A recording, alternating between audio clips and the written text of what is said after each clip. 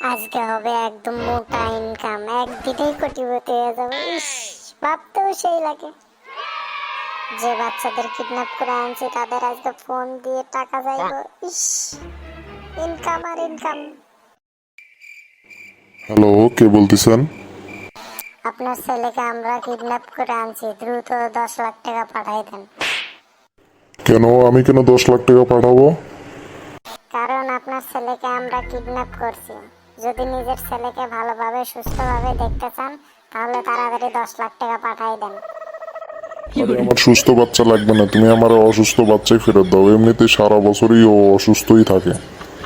টাকা না দিলে বাচ্চাও আপনি পাবেন না। বাচ্চাটা কার? আপনার। তাহলে টাকাটা পাবে কে? আপনি।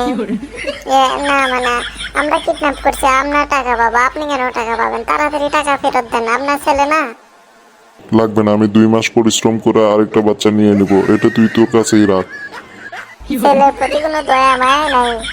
ফোন কেটে দিল, পরিশ্রম করে বলে আরেকটা বাচ্চা নিবে। কেউ ধরে আমার মাথায় উঠতেছে এর কথা শুনে।